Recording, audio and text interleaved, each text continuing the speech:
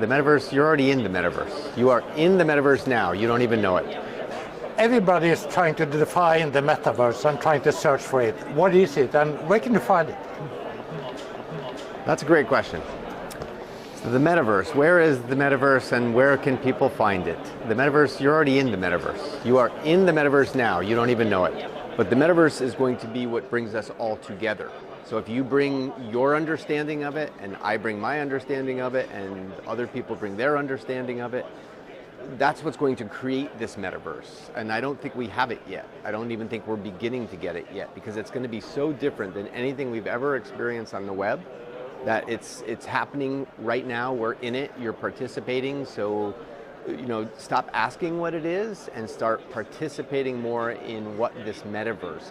The word meta and metaverse came from a very old book called Snow Crash.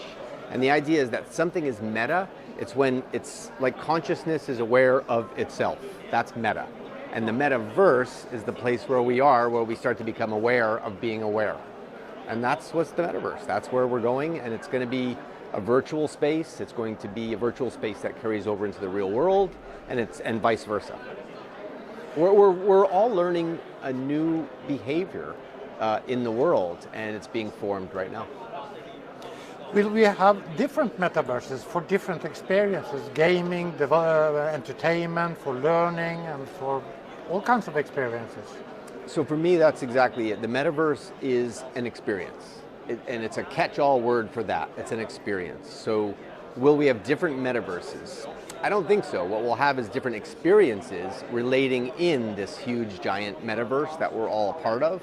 So people will be gaming. I mean, I'm working on a project now that takes a storytelling across many platforms. And to me, that's the metaverse. If I experience a piece of it in the game, or in a comic book, or on a television show, or in a conversation with my friend, or in another game, it's an experience. So will there be many metaverses? If you want to look at it like that, sure. Are there many internets right now? No, I don't think so. So yeah. So there's a lot of websites, and when the internet was formed, right, that was it. It was going to be this sort of compendium of things. And then it became the Internet of Things. Now my refrigerator is on the internet. So what's the relationship with my refrigerator versus the relationship I have with the guy I'm gaming with in, a coat of armor or something, right? So yes, there's a lot of websites, but it's all considered collectively the internet. So will I be experiencing things in the metaverse in different places? Sure. Will they cross over? Sure.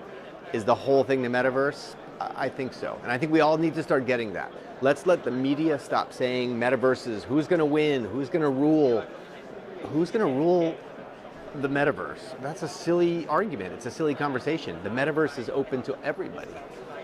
But in Web 2, we have had the experience that the platforms won. Facebook won, Google won. How can we ensure that the metaverse will be inclusive and open? So there was Web 1 and Web 2. I was there for both, and we kept thinking it was going to be open and inclusive. And I think it partly is, to a point.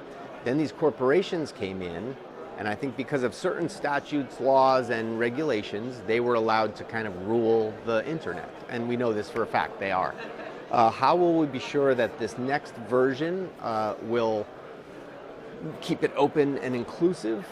It's going to be a tricky battle, but it's up to us this time. And I will add one piece, and I believe this, that the code base itself, blockchain, and I know that's another catch-all word, but the way blockchain works with consensus and validation and checking things and proof of stake, proof of work, and zero proof knowledge and layers, this is all going to ensure that they can't take over this time completely.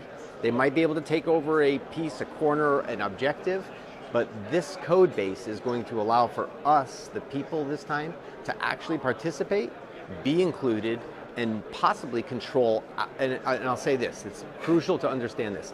The data that you are creating on this new space and the data that's created for you are now ours. We own it. It's not owned by some other entity, and that's huge. That's a big, big piece of this. And people need to really understand that and empower themselves with the ownership of their own data.